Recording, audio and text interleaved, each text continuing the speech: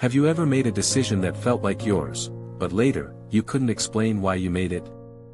What if I told you that someone else might have been pulling the strings, and you didn't even notice? Psychological manipulation doesn't always come with red flags. It's subtle. It's slow. And that's what makes it dangerous. Let's rewind to a true story from a corporate office in New York. A woman named Lisa had a manager who always praised her in front of others, said she was the heart of the team. But behind closed doors, he'd make her feel guilty for going home on time. "We just need your passion a little longer," he'd say. Lisa worked nights, weekends, until burnout hit her like a brick wall. And when she finally collapsed, her manager said, "You've changed." This is the power of manipulation. It's not about brute force, it's about psychological influence that feels like your own choice. And here's the scary part, manipulative people often seem kind, caring, even charming at first. So how do they get in your head, and stay there? Let's dig deeper. Imagine waking up every day, second-guessing your own memory. Wondering if you're too sensitive. Asking yourself, maybe it really was my fault. That's not self-reflection. That's gaslighting, one of the most insidious forms of manipulation. The term comes from a 1944 film called Gaslight, where a husband slowly drives his wife to question her own sanity by dimming the lights and then denying it ever happened. She starts to unravel, not because the truth changed, but because her perception of truth was rewritten. And gaslighters do this in real life all the time. They deny events that happened. They twist your words. They say things like, "You're imagining things," or "You always overreact." One real case involved a woman named Carla, whose boyfriend constantly erased texts from his phone but insisted, "You're paranoid." Over time, she stopped trusting her instincts. She even apologized for checking his phone, while he continued to lie. Gaslighting isn't just deception, it's psychological erosion. The goal is to make you doubt your own mind, so you become easier to control. And once someone controls your perception of reality, they can control your decisions, emotions, and even your identity. But this is just one weapon in the manipulator's toolkit. Let's look at the next one, a method so common, it's used in sales, relationships, and even politics. Would you mind doing me a tiny favor? That one simple question has been used to control minds more than you might imagine. Psychologists call it the foot-in-the-door technique, a powerful persuasion method where someone starts with a small request, to make you say yes to a much bigger one later. In the 1960s, researchers Jonathan Friedman and Scott Fraser ran a famous experiment. They asked California homeowners to place a small sticker in their window that said, "Be a safe driver." Most people agreed, it was harmless. But 2 weeks later, those same homeowners were far more likely to say yes to placing a giant, ugly billboard in their front yard. Why? Because they'd already said yes to the small favor. Their brain wanted to stay consistent. Manipulators use this trick all the time. "Can you send me that one file tonight? Could you cover just one shift for me? Can I borrow just 50 until next week?" It always starts small. But once your door is open, they step inside. The real danger. You often don't realize the pattern until your boundaries have vanished. Now let's move to something even more deceptive, the reason we often trust the wrong people. They smile. They listen. They say exactly what you want to hear.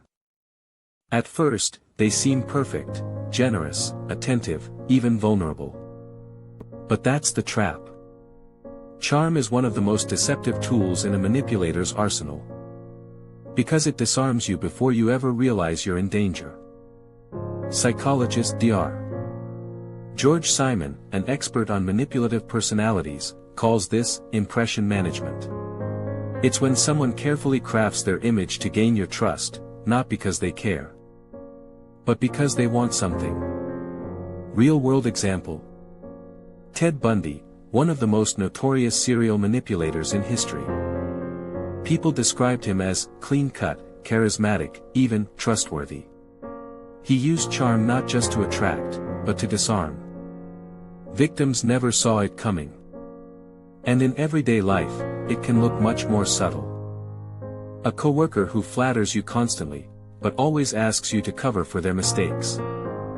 A friend who showers you with gifts, and then expects blind loyalty in return. Charm feels good. It lights up the brain's reward system. But when it's used with intent to manipulate, it blinds you to red flags.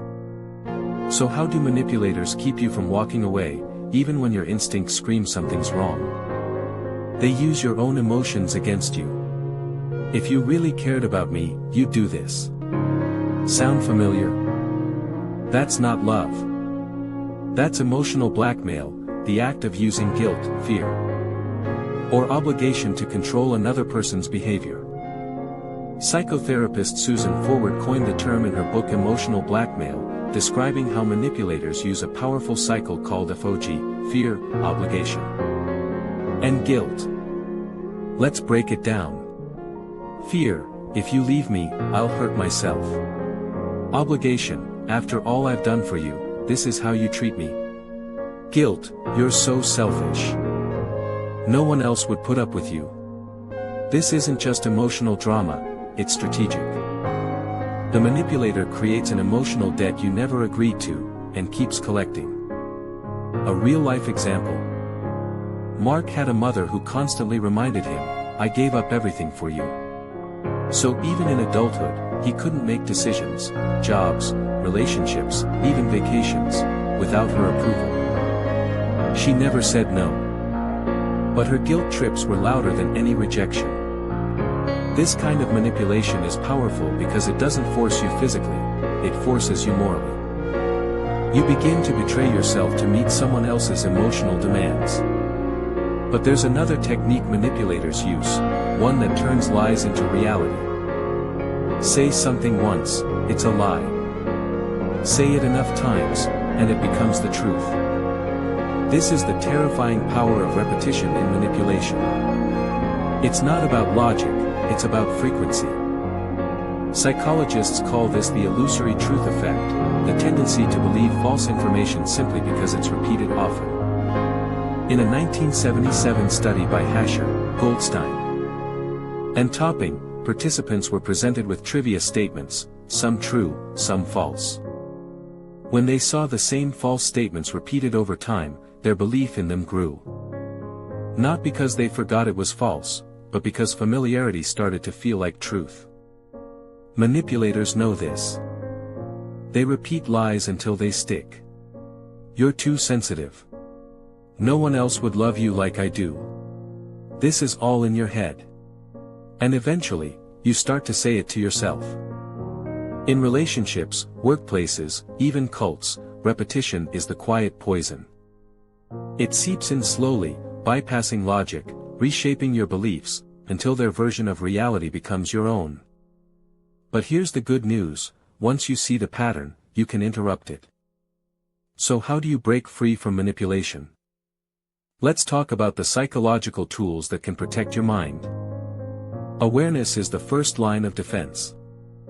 You can't fight what you can't see, and manipulators rely on your confusion to stay in control. But once you recognize the tactics, you can build a shield. Here's how. 1. Set clear boundaries. Boundaries aren't walls, they're filters. Know where your limits are. And communicate them without guilt. No is a complete sentence. 2. Trust your gut. Your intuition is a survival tool, not a weakness. If something feels off, it probably is. Don't rationalize discomfort just to avoid conflict. 3. Document interactions. In cases of gaslighting or workplace manipulation, writing things down can protect your reality. Facts are your anchor when your memory is being questioned. 4. Delay your response. Manipulators thrive on urgency. Buy time. Say, "Let me think about it." This shifts control back to you. 5. Get an outside perspective. Talk to someone neutral, a therapist, coach, or trusted friend. Manipulation creates isolation, truth needs connection. Remember, manipulative people don't just want you to agree, they want you to doubt yourself. That's the real danger. But with awareness and strategy, you can reclaim your voice, your mind, and your peace. Manipulative people don't shout commands, they whisper suggestions. They don't force you to act, they guide you to believe it was your own idea. That's what makes them so dangerous. Their control is psychological, not physical. And their tools, charm, guilt, lies, repetition, are often invisible until the damage is done. But here's the truth, once you see the game, you stop playing it. You now understand how manipulation works, the tactics, the psychology, the patterns. You're no longer in the dark. And that makes you powerful. So the next time someone tries to twist your reality, steal your peace, or make you question your worth, pause. Breathe. And remember, you are not the problem, the manipulation is. Subscribe for more psychology content like this, because understanding your mind is the first step to protecting it.